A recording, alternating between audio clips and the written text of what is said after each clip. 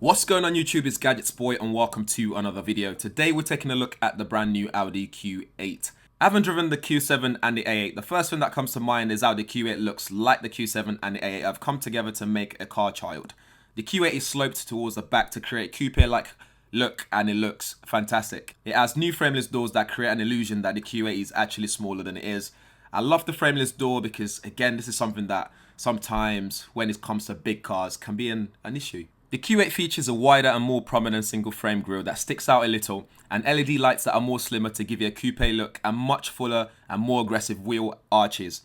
It has a much shorter rear overhang and its rear window angle is faster as well. In fact, it looks distinctive in comparison to the Q7, and even with this darker color version that I've got here, it still manages to draw attention on the road. People just know what it is. Step inside the car and you will notice how spacious it is for both the drivers and the passengers, whether you're sitting in the front or the back, with a huge boot space as well to carry groceries, move house with it if you want, and you can either put a golf club bag in there or you can get a tent and make it into like a little travel space for you right there in the back. That's how big it is.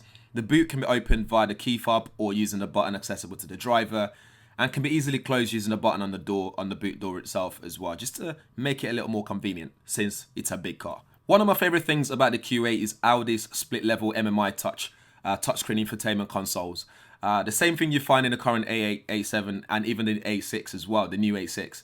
And as a tech enthusiast, I genuinely believe as far as in-car entertainment goes, nothing beats what Audi does by default.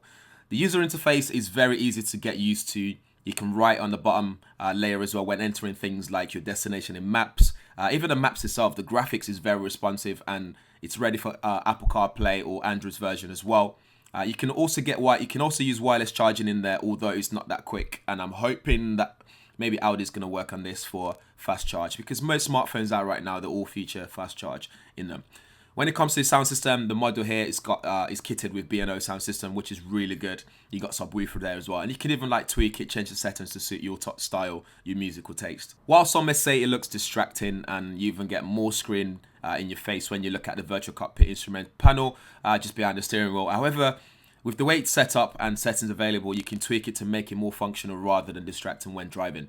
I do miss having that dial though that you've got in like the TTRS, for example, or that scroll wheel. But it's easy to get over that with this new interface that you've got here. You can either change the menu layout or rearrange features that you most use, so it features the most frequently used apps. So again, just meaning that one button away, you're where you need to be, and one button away, you can get into the settings layer as well. There's no doubt the Q8 is packed full of tech, but what I really like about this is I haven't found it to be a bit too toyish. It's more functional more than anything else for me. For example, when parking, you get a 360 view of your car, even from a bird's eye view kind of thing. You get the full positioning to see where you are, to see if you've parked straight, for example. It's just perfect. It makes life easier, especially if you are someone who worries about the size of the car. Talking about road handling, there's no problem at all for the Q8. Even when it's faster, you're driving slow. Pop into dynamic mode is a little bit more exciting to drive. It's faster.